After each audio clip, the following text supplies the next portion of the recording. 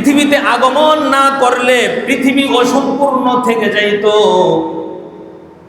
যেই নবীর আগমনের কারণে চরিত্রের সর্বোচ্চ যে আসন সেটা প্রতিষ্ঠিত হয়েছিল, আর সেই নবীর অচিরেই আগমন করবে। ও সালমান শুনো, 1 নাম্বার আলামত হচ্ছে মুহাম্মদ সাল্লাল্লাহু আলাইহি ওয়াসাল্লাম, তার নাম হবে মুহাম্মদ। আরবের মধ্যে তিনি জন্মগ্রহণ করবেন। জন্মস্থান থেকে তিনি নিজের এলাকার মানুষের অত্যাচারে তিনি সেখান থেকে হিজরত করে এমন এক জায়গায় যাবেন, যেই এলাকা চতুর্পার্শ্বে পাহাড়ে বেষ্টিত এবং ঘন ঘন খেজুর বাগান আছে। আর সেই নবীর 2 নাম্বার বৈশিষ্ট্য হচ্ছে সেই নবী সাদকা গ্রহণ করবেন না, অর্থাৎ তিনি সাদকা খাবেন না, নিজে সাদকা খাবেন না। 3 নাম্বার আলামত হলো এই শেষ নবী, তাকে কেউ যদি মর্যাদার জন্য, সম্মানের জন্য যদি উপহার দেয়, সেই উপহার তিনি গ্রহণ করবেন এবং খাবে। আল্লাহ সুবহানাহু ওয়া তাআলা মানব জাতিকে যে সমস্ত নিয়ামত দিয়েছেন, তার মধ্যে শ্রেষ্ঠ নিয়ামত হচ্ছে হিদায়াত। শ্রেষ্ঠ নিয়ামত হচ্ছে সঠিক পথ খুঁজে পাওয়া। শ্রেষ্ঠ নিয়ামত হচ্ছে সঠিক দ্বীনের উপর জীবন যাপন করতে পারা।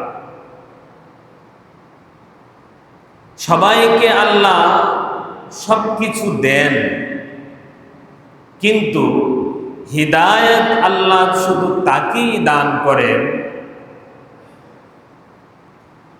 যার সবচেয়ে বেশি কল্যাণ চান আল্লাহ সুবহানাহু ওয়া তাআলা।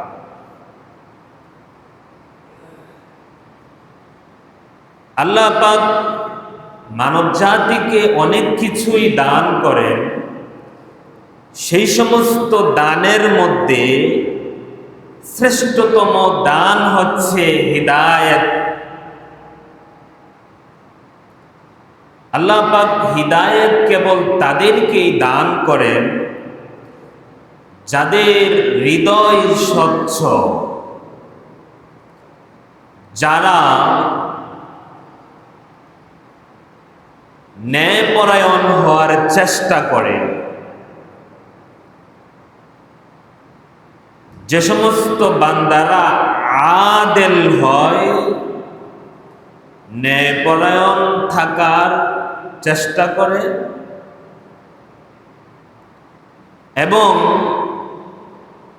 অন্যায় থেকে বাঁচার চেষ্টা করে, আল্লাহ পাক তাদেরকে হেদায়েত নামক নিয়ামত দান করে।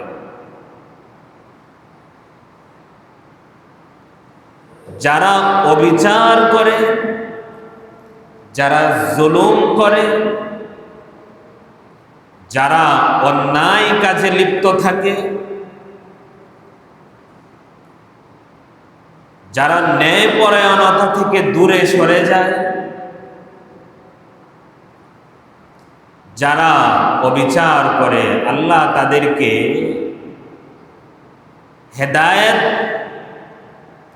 হিদায়াত নামক যে নিয়ামত, সেই নিয়ামত থেকে তাদেরকে বঞ্চিত করে। সবাই বলি নাউজুবিল্লাহ। মুহতারাম হাজিরিন,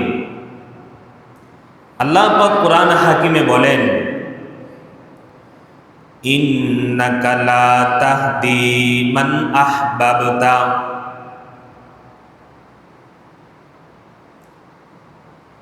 নিশ্চয় নিঃসন্দেহে আপনি হিদায়াত দিতে পারবেন না আপনি যাকে পছন্দ করেন, আপনি যাকে ভালোবাসেন। ওয়ালাকিন্নাল্লাহা ইয়াহদি মান ইয়াশা,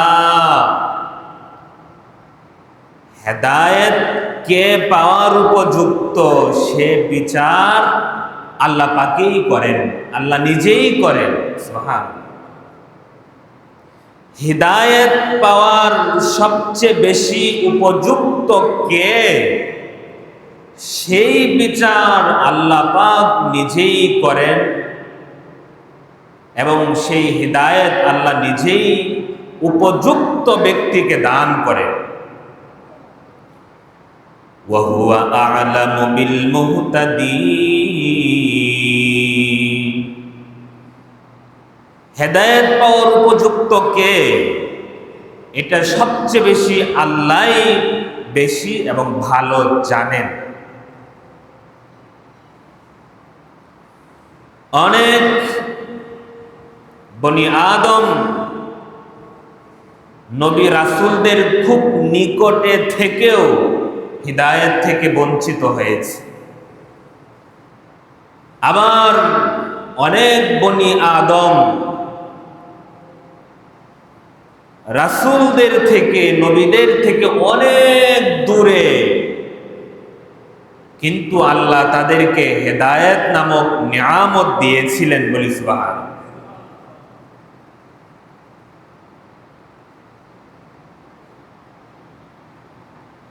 হযরত সালমান ফারসি রাদিয়াল্লাহু তাআলা আনহু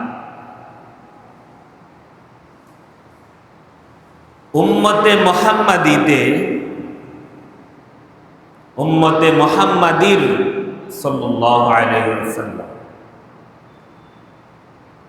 সবচেয়ে বেশি হায়াত পেয়েছিলেন সালমান আল ফারসি। 250 বছর তিনি জীবিত ছিলেন। কত বছর? 250 বছর লম্বা হায়াত পেয়েছে। তার বাড়ি ছিল পারস্যে, বর্তমান ইরানের ইস্পাহান নামক এলাকায়।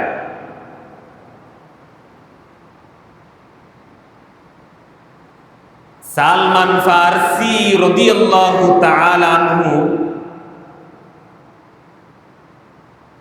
বিত্তবান, ধনাঢ্যবান বাবার সন্তান ছিলেন।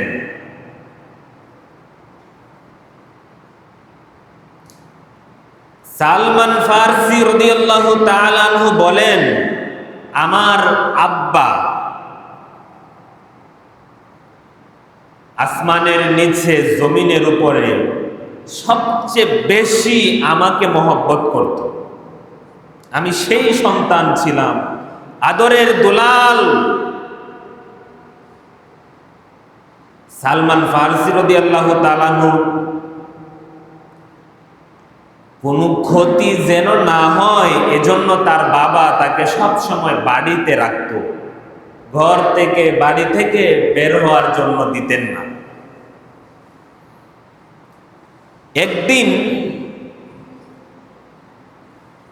সালমান ফারসিকে তার বাবা বলতেছে, সালমান, আমার বাগান থেকে তুমি একটু ঘুরে আসো, সেখানে কিছু কাজ আছে, সেগুলো তুমি দেখাশোনা করে আসো। দীর্ঘদিন পর হঠাৎ বাড়ি থেকে বের হয়ে রওনা হইলেন বাগানের দিকে।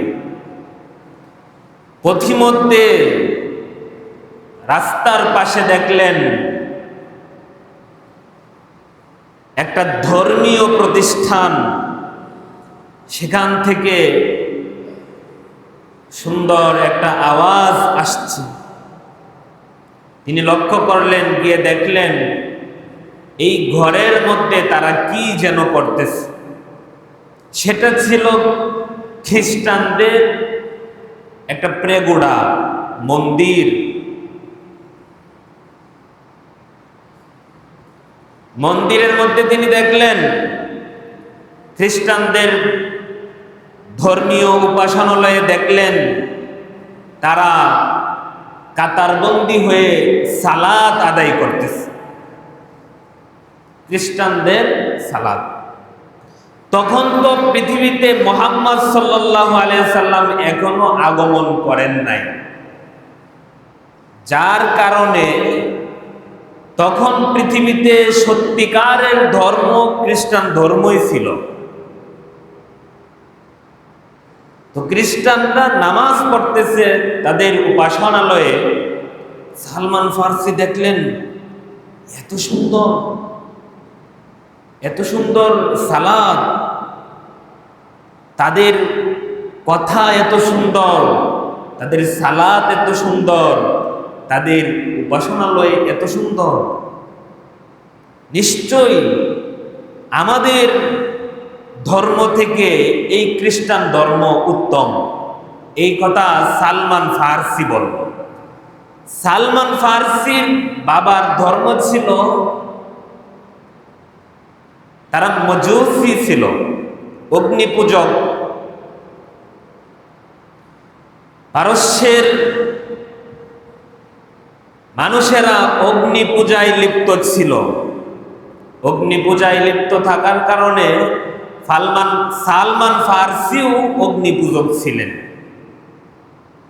তিনি মনে করতেন যে এটাই সত্যিকারের ধর্ম, এটাই সঠিক। তিনি সব সময় অগ্নি পূজায় লিপ্ত থাকতেন সালমান ফার্সি। কিন্তু যখন খ্রিস্টান ধর্মের কাজকর্ম দেখলেন, তখন তার হৃদয়ে রেখাপাত করল। তিনি মুগ্ধ হলেন যে আমাদের ধর্ম থেকেও উত্তম ধর্ম পৃথিবীতে এখনো আছে। সারাটা দিন তিনি বাগানে না গিয়ে এই খ্রিস্টান ধর্মের রীতি নীতি পদ্ধতি, কৃষ্টি কালচার তিনি অনুভব করলেন, দেখলেন। সূর্য অস্তমিত হতে যাবে এমন মুহূর্তে তিনি খ্রিস্টানদের উপাসনালয় ত্যাগ করে বাড়ির দিকে ফিরলেন। এদিক দিয়ে সালমান ফার্সির বাবাও, এত সময় হয়ে গিয়েছে, আমার সন্তান এখনো বাড়িতে কেন ফিরে না, এজন্য তলব করার জন্য লোক পাঠাইলেন। সালমান ফার্সি বাড়িতে গিয়ে বলতেছে, আব্বা আজকে তো আমি এক দারুণ জিনিস দেখে এসেছি। একটা উপাসনালয় দেখলাম, সেখানে দেখেছি লোকেরা নামাজ পড়তেছে, সালাত পড়তেছে, সুললিত কণ্ঠে তারা যেন কি পড়তেছে। আমার হৃদয়ে রেখাপাত করেছে, আমি মুগ্ধ হয়েছি। আমার মনে হয় এটাই শ্রেষ্ঠ ধর্ম। সালমান ফার্সির বাবা বলে যে আমাদের বাপদাদা যে ধর্ম রেখে গেছে এটাই উত্তম। সালমান ফার্সি বলে, আল্লাহর কসম, সৃষ্টিকর্তার কসম, আমি মনে করছি আমাদের ধর্ম শ্রেষ্ঠ নয়, আমাদের থেকেও শ্রেষ্ঠ ধর্ম হচ্ছে খ্রিস্টান ধর্ম। তখন সালমান ফার্সির বাবা তাকে ভয় দেখালেন এবং ওই সমস্ত কাজ থেকে যেন বিরত থাকেন এজন্য নিষেধাজ্ঞা দিলেন। নিষেধাজ্ঞার কারণে তিনি বাড়ি থেকে আর বের হতে পারেন না। সালমান ফার্সি রাদিয়াল্লাহু তাআলা আনহু খ্রিস্টান উপাসনালয়ে তিনি বার্তা প্রেরণ করলেন, বললেন যে তোমাদের খ্রিস্টান ধর্মের পবিত্র জায়গা কোথায়,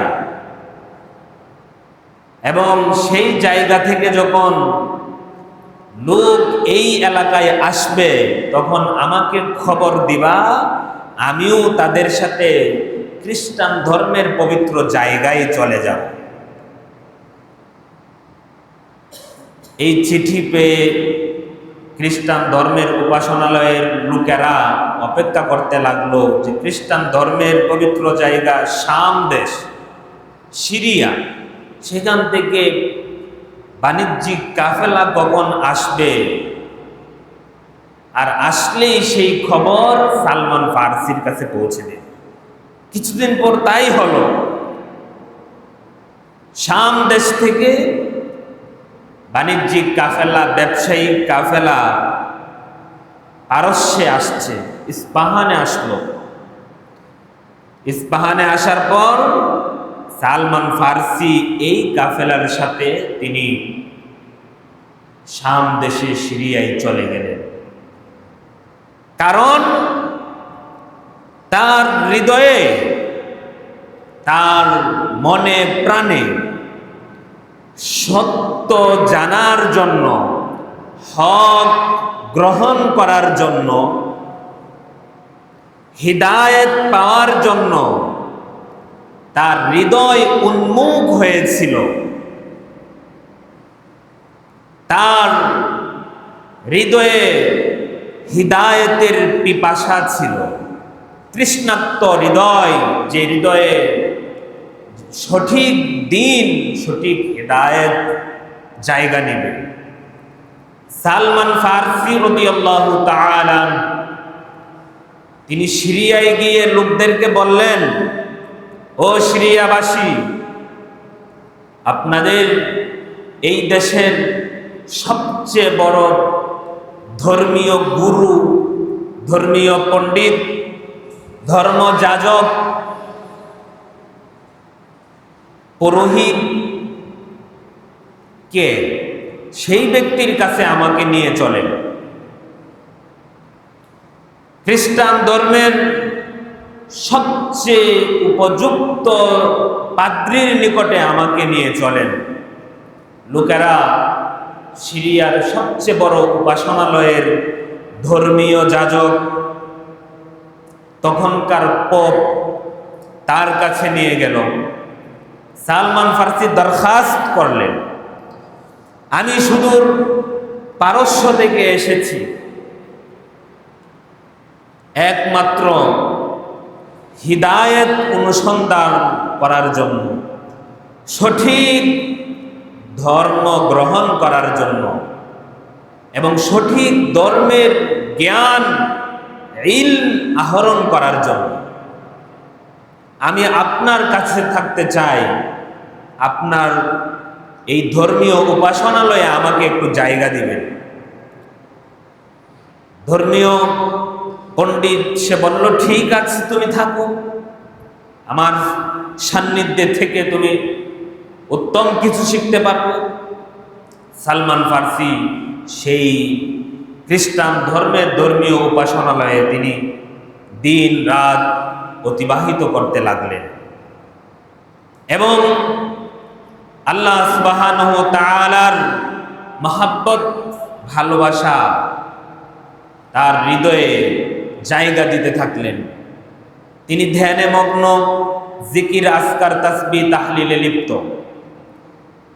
হঠাৎ তিনি বুঝতে পারলেন, এই ধর্মীয় প্রতিষ্ঠানের যে পুরোহিত, ধর্মযাজক বা পাদ্রী, এই লোক সঠিক নয়, সে একজন প্রতারক এবং দুর্নীতিগ্রস্ত। সালমান ফার্সি পারস্য থেকে এসেছে, সঠিক হিদায়াত, হক, ইলম তার হৃদয়ে ধারণ করার জন্য। কিন্তু আয়েশা দেখে এই ধর্মীয় প্রতিষ্ঠানের খ্রিস্টান ধর্মের ধর্মযাজক একজন ভণ্ড, একজন ভণ্ড। করে কি? মানুষকে বলে যে তোমরা আমার কাছে সদকা করো, টাকা পয়সা দেও, দিনার দেরহাম দাও, আমি সেগুলো গরিবদের কাছে বন্টন করব। এই লোক কি করত? এই টাকা পয়সা, দিনার দেরহাম, জৌহর, মণিমুক্তা সংগ্রহ করার পর তার একটা নির্দিষ্ট গোপন কামরা ছিল, সেখানে ছিল বড় বড় মটকা, বড় বড় মটকা। সেই মটকাতে নিয়ে সেগুলো জমা করে রাখত, কোনো গরিব মিসকিনকে দিত না। সালমান ফার্সি এগুলো দেখে তিনি অত্যন্ত ক্ষুব্ধ হলেন, তিনি ব্যথা পেলেন, কষ্ট পাইলেন। এই লোক, এই ভণ্ড ধর্মীয় যাজক, খ্রিস্টানদের পুরোহিত, এই লোকের আচরণে তিনি মোটেও সন্তুষ্ট হলেন না। দেখেন, যুগে যুগে প্রত্যেক ধর্মে ভেজাল ছিল কি ছিল না? জোরে বলেন, ঘুমাইতেছেন নাকি? প্রত্যেক ধর্মে যুগে যুগে ভেজাল ছিল কি ছিল না? ছিল। কারণ এক নাম্বার জিনিসের দুই নাম্বার আবিষ্কার হয়। একটা ভালো এক নাম্বার প্রোডাক্টের তার নকল পৃথিবীতে আসে না? আজকে আমরা সালমান ফার্সির জীবনী থেকে নিজেদেরকে কিভাবে হিদায়াতের উপর রাখতে হয় এই শিক্ষাই নিব ইনশাআল্লাহ। বর্তমান সময়েও দেখবেন অসংখ্য আমাদের মুসলিম ধর্মের মধ্যেও প্রত্যেক ধর্মেই ভণ্ড আছে। মন্দিরে, গির্জায়, প্রেগুড়ায় তারা তাদের মতো ধান্দায় লিপ্ত, নিজেদের ধান্দা নিয়ে ব্যস্ত। প্রকৃত সাধক সন্ন্যাসী পাওয়া মুশকিল, যদিও তাদের ধর্ম সঠিক নয়। আর আমাদের আল্লাহ খ্রিস্টান ধর্মের পরেই যখন খ্রিস্টান ধর্ম বিলুপ্ত হয়, তখন আল্লাহ পাকের নিকট একমাত্র জীবন ব্যবস্থা, গ্রহণযোগ্য দিন হচ্ছে ইন্নাদ-দীন ইনদাল্লাহিল ইসলাম। একমাত্র আল্লাহর কাছে গ্রহণযোগ্য ধর্ম হচ্ছে ইসলাম। সুবহানাল্লাহ। দুঃখজনক বিষয়, আজকাল ইসলাম ধর্মের মধ্যে প্রচুর ভেজাল আছে। ইসলাম ধর্মে আপনি দেখবেন কোনো অন্ধভাবে কাউকে বিশ্বাস করা যাবে না। কিয়ামতের সন্নিকটে আমরা পৌঁছেছি। এমন মুহূর্তে কাউকে অন্ধভাবে বিশ্বাস করা খুবই বিপজ্জনক। বিভিন্ন প্রতিষ্ঠান আছে, অনেক মসজিদ আছে যে মসজিদের কমিটি দুর্নীতিগ্রস্ত, মসজিদের টাকা কমিটি খেয়ে বসে থাকে। অনেক আছে। অনেক মাদ্রাসার পরিচালক দুর্নীতিগ্রস্ত, সে ইয়েতিমদের নামে টাকা পয়সা উঠাইয়া গরিব লোকদের নামে টাকা পয়সা উঠাইয়া সেই টাকা আর মাদ্রাসায় দেয় না, সেগুলো সে নিজেই খায়। এমন ভণ্ড বাংলাদেশে নাই। হ্যাঁ, শুধুমাত্র মাথায় যদি পাগড়ি দেখেন, মুখে যদি দাড়ি দেখেন, পরনে যদি জুব্বা দেখেন, আর আপনি দেখেই যদি কাত হয়ে যান, তাহলে কিন্তু বিপদে পড়বে। কারণ যেই দেশে টাকা পয়সা ইনকাম করার জন্য পুরুষরা পুরুষত্ব বিসর্জন দিয়ে হিজরা হয়, সেই দেশে টাকা পয়সা ইনকাম করার জন্য দাড়ি টুপি পরে যে মানুষ লেবাস ধারণ করে যে পবিত্র সাজবে না, সেটা কিন্তু বিশ্বাস করা। যেই দেশের মানুষ, আমি কদিন আগে পত্রিকায় দেখেছি বাস্তব ঘটনা, সম্ভবত রংপুরে মা বাবা মিলে নিজের 24 দিনের শিশু বাচ্চা তাকে নির্যাতন করতেছে, তার হাতের আঙ্গুল কেটে ফেলেছে। কেন? যে তাকে বিকলাঙ্গ বানিয়ে, প্রতিবন্ধী বানিয়ে তাকে দিয়ে ভিক্ষাবৃত্তি করাবে। বলি নাউজুবিল্লাহ। এটা হচ্ছে আমাদের বাংলাদেশ। ওর মা বাবা মাদকাসক্ত, শিশু বাচ্চাটার মা বাবা মাদকাসক্ত, মদ খাওয়ার জন্য, গাঞ্জা খাওয়ার জন্য টাকা নাই। এখন সেই টাকার রাস্তা তৈরি করছে কিভাবে? একটা নিখুঁত বাচ্চা জন্মদান করছে, সেই বাচ্চাটাকে নিজেরাই প্রতিবন্ধী বানিয়ে প্রতিষ্ঠা করার চেষ্টা করছে, বলি নাউজুবিল্লাহ।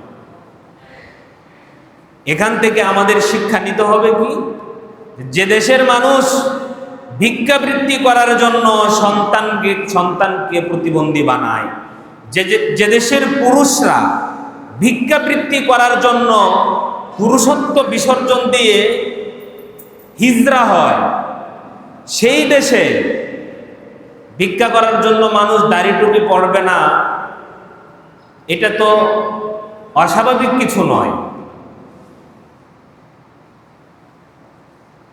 মোহতারাম হাজিরিন, আলোচ্য বিষয় ছিল যে সালমান ফারসি রাদিয়াল্লাহু তাআলা আনহু, তিনি কি পরিমাণ ত্যাগ, কি পরিমাণ বিসর্জন দেওয়ার মধ্য দিয়ে তিনি দ্বীনের প্রতি অটল ছিলেন। পারস্য থেকে গেলেন সিরিয়ায়, সিরিয়ায় গিয়ে দেখে ধর্মগুরু, উপাসনালয়ের পুরোহিত বাটপার। এই লোক যখন মারা গেল, সালমান ফারসি তিনি বলে দিলেন যে তোমরা কার জানাজা পড়তেছ?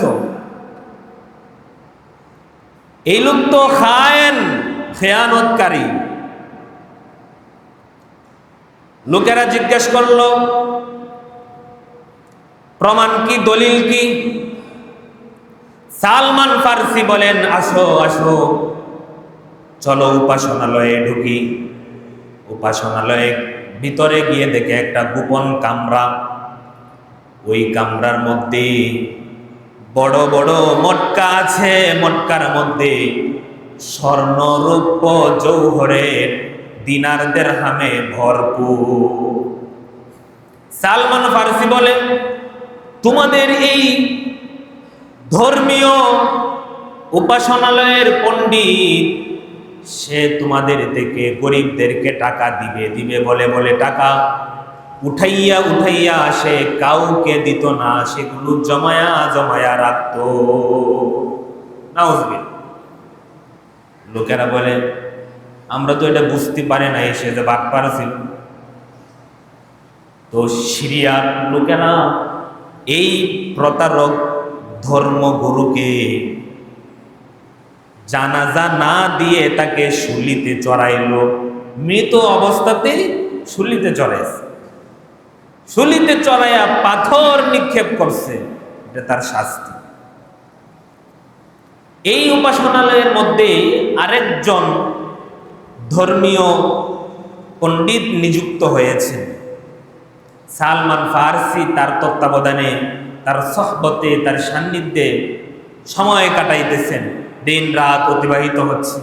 তিনি লক্ষ্য করলেন উনি আসলেই প্রকৃতপক্ষে একজন আবেদ, প্রকৃতপক্ষেই একজন বুজুর্গ, প্রকৃতপক্ষেই একজন পরহেজগার, একজন আদেল, একজন সত্যবাদী, একজন ন্যায়পরায়ণ।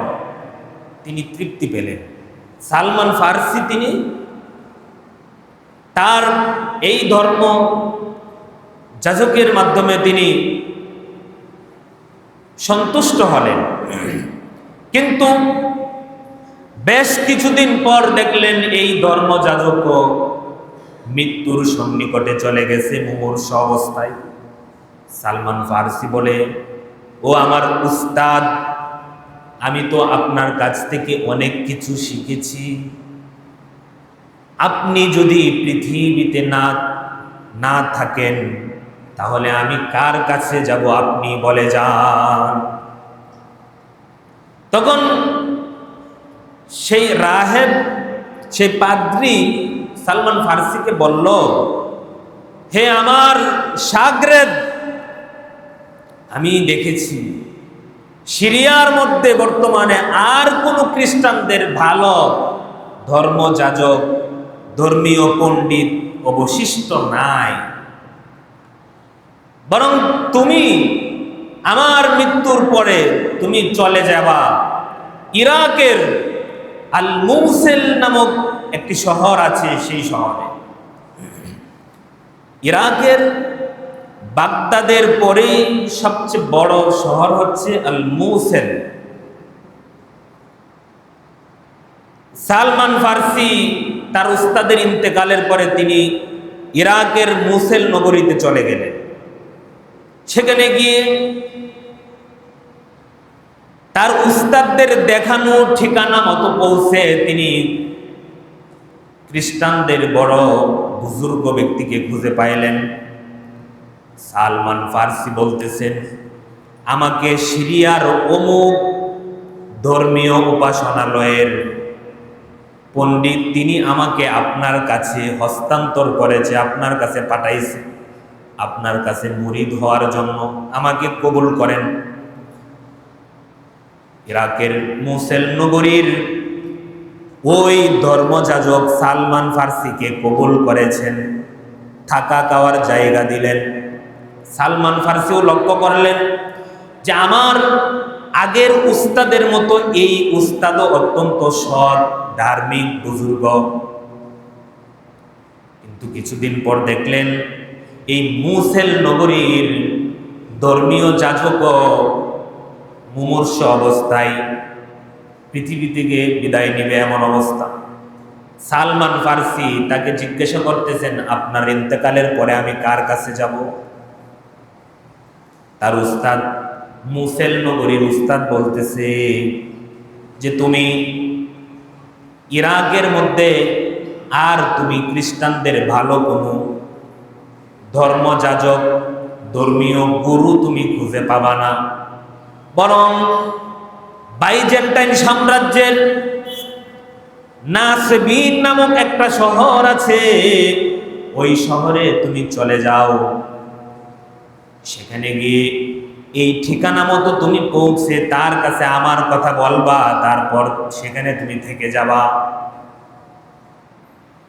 সালমান ফার্সি ইরাকের মুসুল থেকে বিদায় নিয়ে তিনি চলে গেলেন বাইজেন্টাইন সাম্রাজ্যের একটা শহর নাসবিন।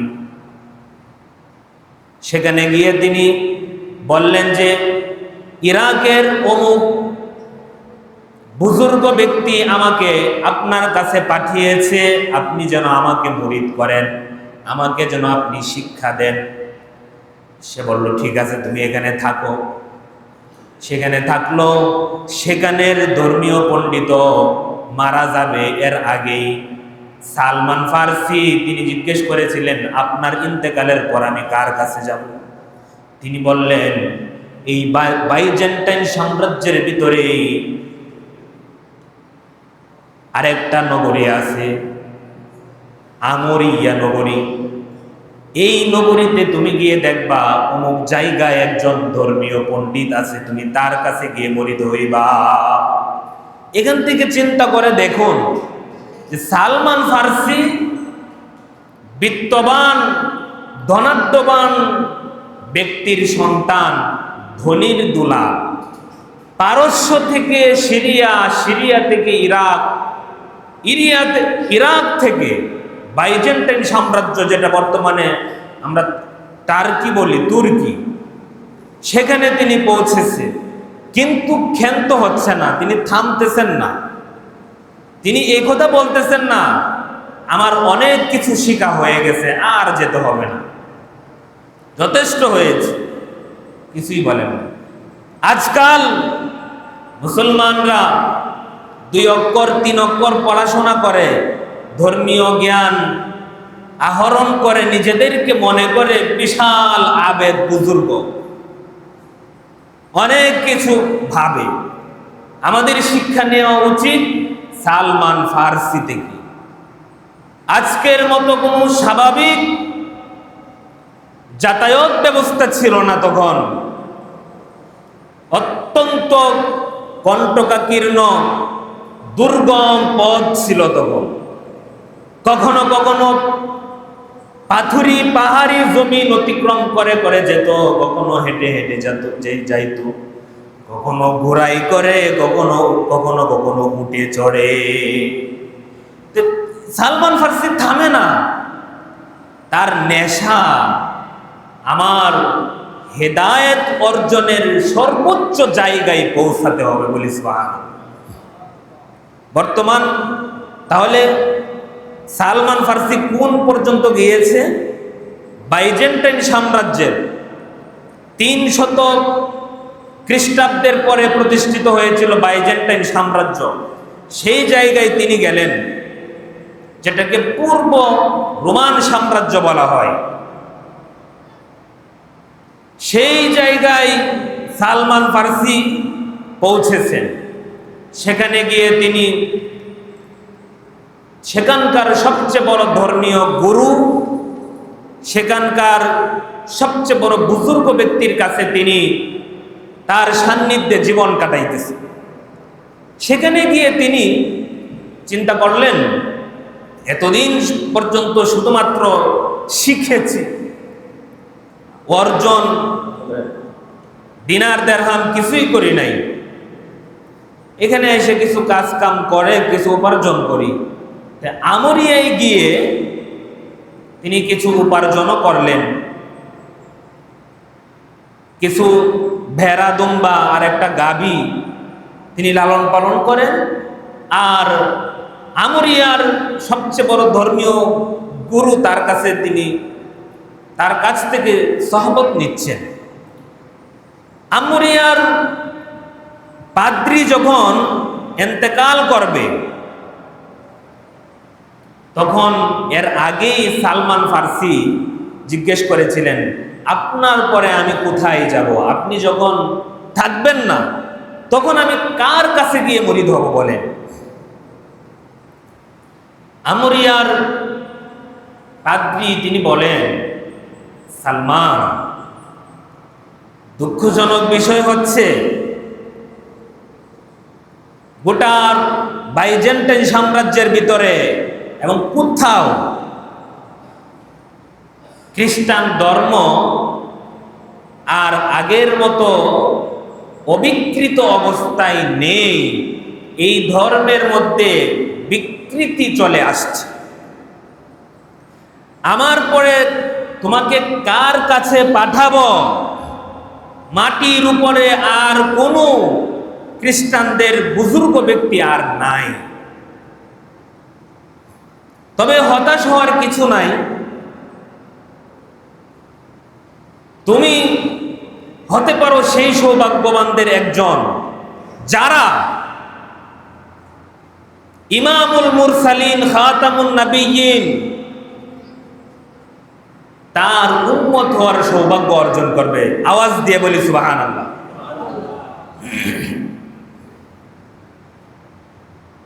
যেই নবী পৃথিবীতে আগমন না করলে পৃথিবী অসম্পূর্ণ থেকে যাইত,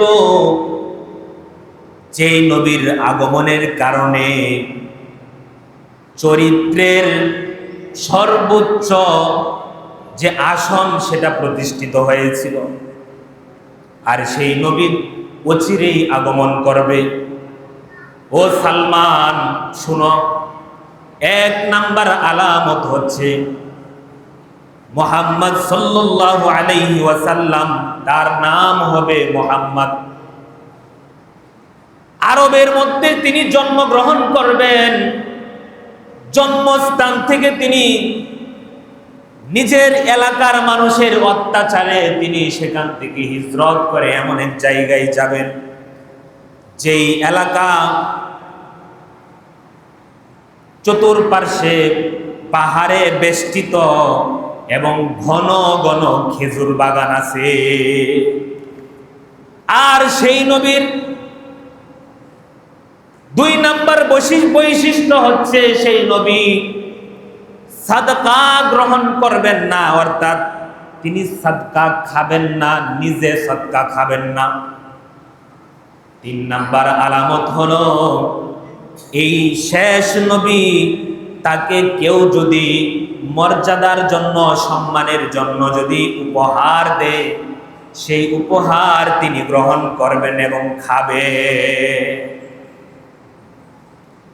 চতুর্থ নাম্বার, খাতামুন নবিয়্যিন, তার আলামত হলো তার উভয় খাদের মধ্যবর্তী জায়গায় মাহরুন নবুওয়া, নবুওয়াতের মোহরের ছাপ থাকবে। জোরে বলি সুবহানাল্লাহ। খাতামুন নবিয়্যিন, মোহরের নবুওয়া, এর সিল মোহর তার উভয় খাদের মাঝখানে থাকবে। এইভাবে তুমি তাকে চিনবা। এরপর আমরিয়ার খ্রিস্টানদের পাদ্রীও ইন্তেকাল করল। হযরতে সালমান ফারসি রাদিয়াল্লাহু তাআলা আনহু তিনি কিছুদিন সেখানে থাকলেন, আর অপেক্ষা করতে লাগলেন আরব দেশে যাওয়ার জন্য।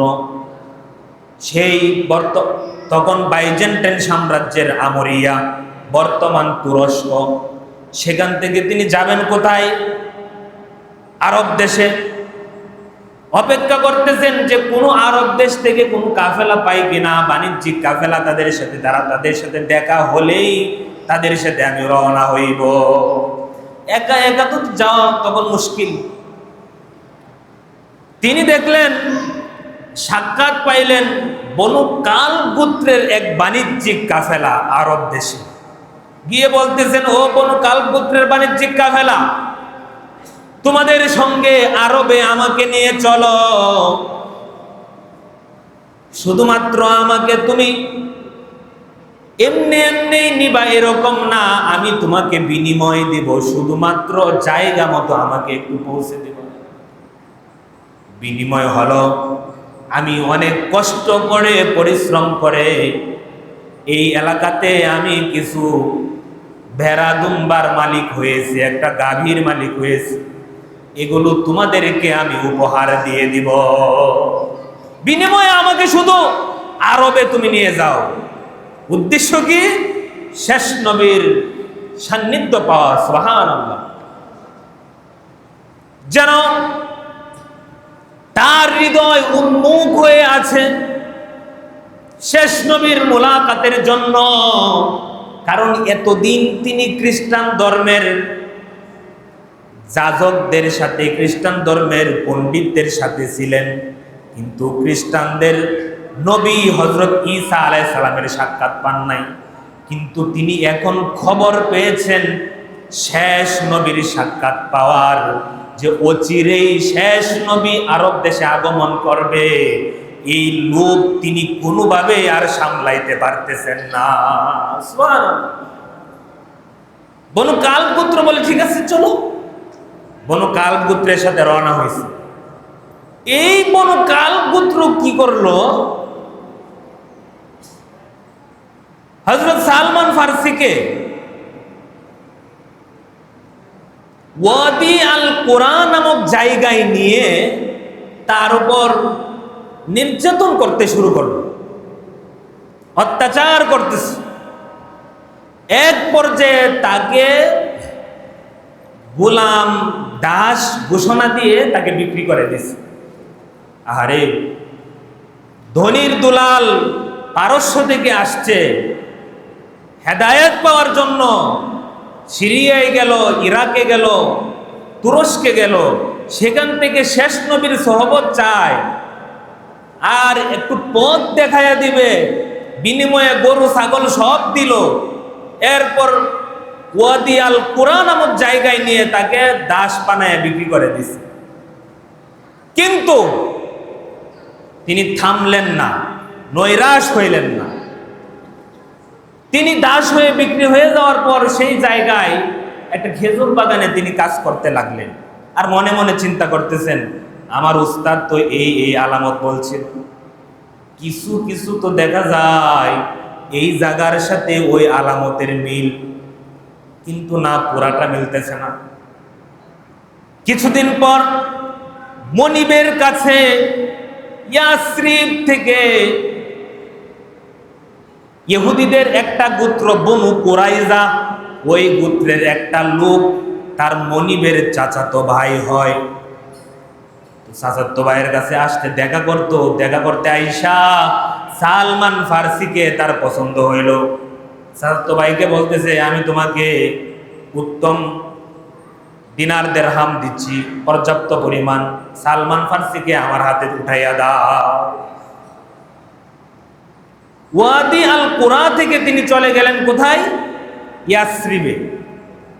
ইয়াসরিব, কোরআন হাকিমে ইয়াসরিব শব্দ এসেছে।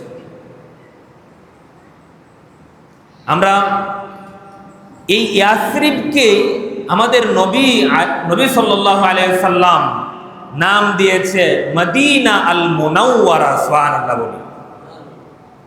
এবং ইয়াসরিবের উপাধি দিয়েছেন আমাদের নবীজি সাল্লাল্লাহু আলাইহি সাল্লাম তয়বা।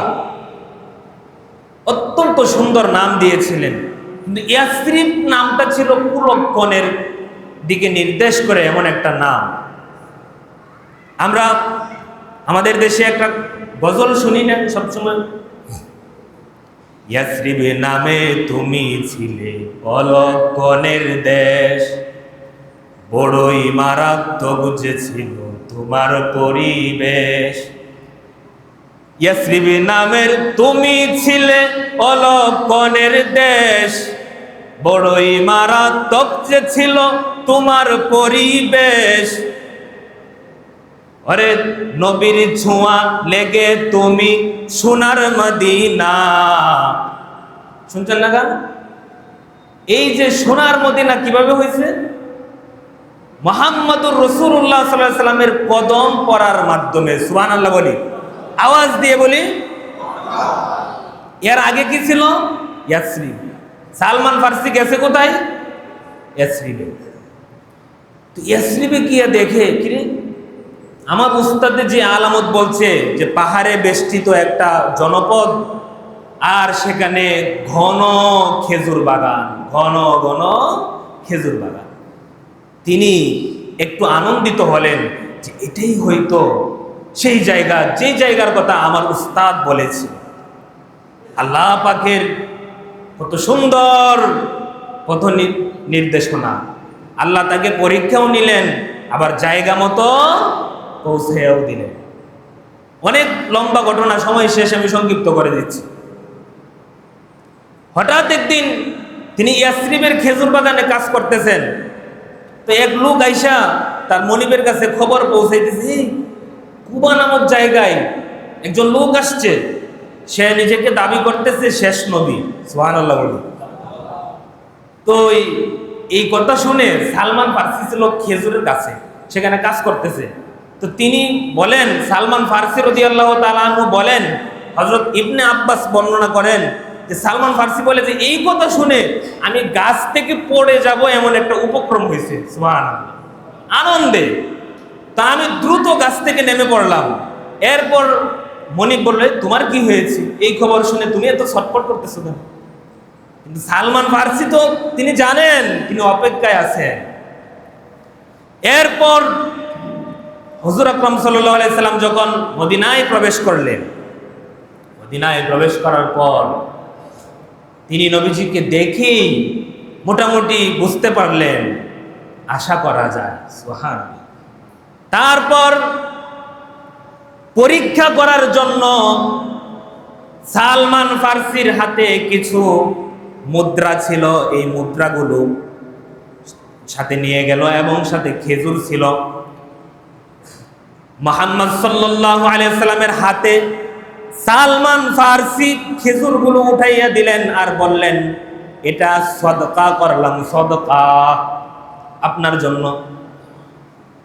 সালমান ফার্সি লক্ষ্য করলেন এই সদকা থেকে একটা খেজুরও তিনি খাইলেন না, তার আশপাশে যে সমস্ত দরিদ্র লোক ছিল তাদের কাছে বন্টন করে দিলেন। সুবহানাল্লাহ। মুহতারাম হাজিরিন, সালমান ফার্সি তিনি বললেন, আমি আলামত তো 2টা পেয়ে গেলাম, এখন আরো 2টা আলামত বাকি। এইবার তিনি ফিরে আসলেন, আবার অন্যদিন আরেকবার গেলেন, গিয়া বলতেছে, হুজুর এই যে দিনার দেরহামগুলো, এগুলো আপনাকে আমি কিছু খেজুর ছিল, এই খেজুরগুলো আপনাকে আমি গিফট করলাম, উপহার দিলাম আপনাকে ভালোবেসে। নবীজি সাল্লাল্লাহু আলাইহি সাল্লাম সেই খেজুর থেকে নিজেও খাইলেন, সাহাবীদেরকেও বন্টন করে দিলেন। সালমান ফারসি বলে 3 নাম্বার আলামত পেয়ে গেছি। তিনি তো আনন্দিত হচ্ছেন, আর মাত্র একটা আলামত বাকি, এটা পাইলেই তিনি ঝাঁপায়া পড়বেন কালিমা পড়ার জন্য, লা ইলাহা ইল্লাল্লাহু মুহাম্মাদুর রাসূলুল্লাহ সাল্লাল্লাহু আলাইহি ওয়াসাল্লাম। এখন সালমান ফারসি কি গিয়ে বলতে পারেন, আপনি কাপড় খুললেন আমি দেখি আপনার 2 খাদের মাঝখানে কি আছে না আছে? তিনি তো এটা বলতে পারেন না, এটা শিষ্টাচারের মধ্যে পড়ে না। তিনি অপেক্ষা করলেন, আরো কিছুদিন গেল।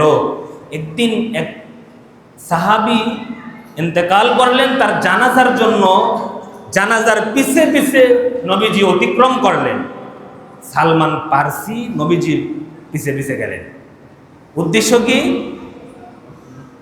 আল মহরুন নবুওয়াহ, নবুয়তের সিলমোহর দেখবেন 2 কাঁধের মধ্যভাগে।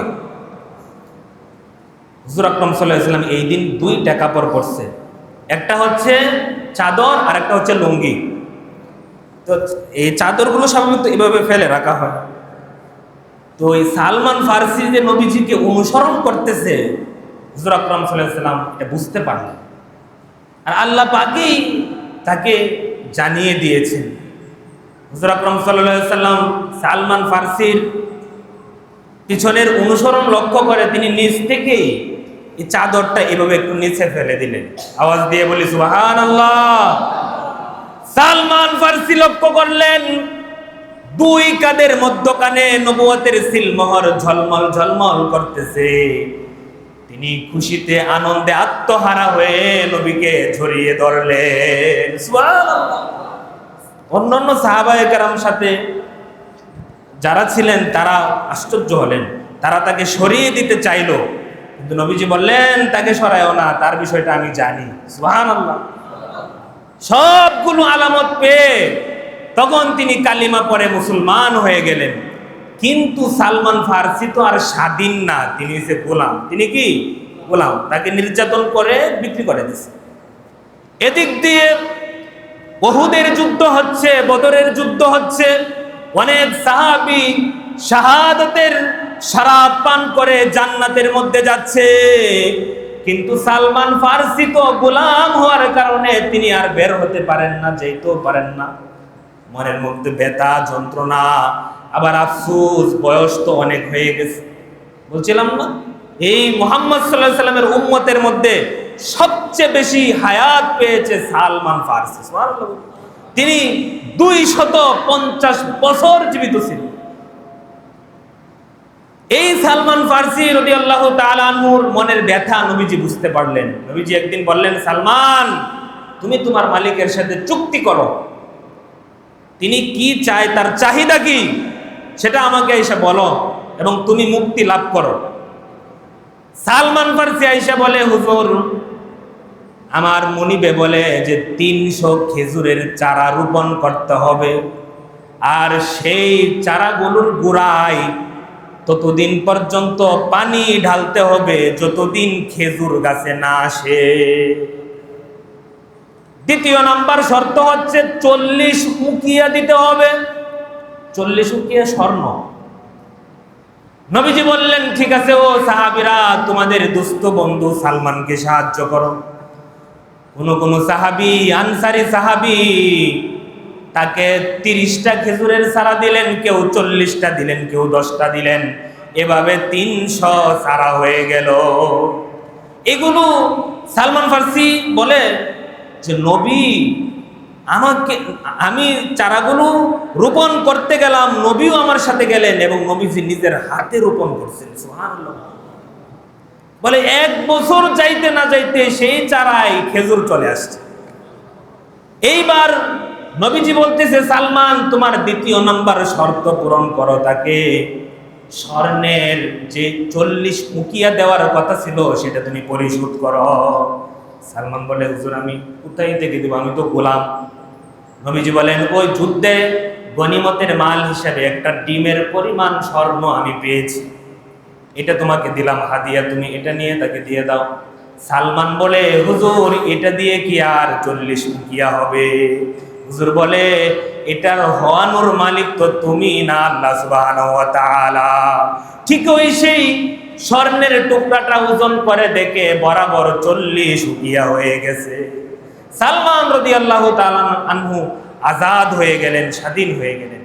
সেই সালমান ফার্সির বুদ্ধিমত্তার মাধ্যমেই খন্দকের যুদ্ধে সফলতা আসছিল, বলি সুবহানাল্লাহ। এই খন্দক পরিখা খনন করা, এই আইডিয়া, এই টেকনোলজি, এই জ্ঞান পারস্যের সাহাবী সালমানের মাথায় ছিল, সুবহানাল্লাহ। সেই পারস্য এখন পৃথিবীতে দেখাইতেছে না। ইরান পৃথিবীতে, এই অত্যাধুনিক প্রযুক্তির পৃথিবীতে, দাজ্জালীয় প্রযুক্তির পৃথিবীতেও ইরান নামক একটা একক রাষ্ট্র, তার পাশে কেউ নাই। তারপরেও দাজ্জালি শক্তিদেরকে নাকানি সুবানি খাওয়াইতেছে। আওয়াজ দিয়ে বলেন ঠিক কিনা মুসলমান? এই সালমান ফার্সি রাদিয়াল্লাহু তাআলা আনহুর জীবনী থেকে আমরা কি শিক্ষা নিব?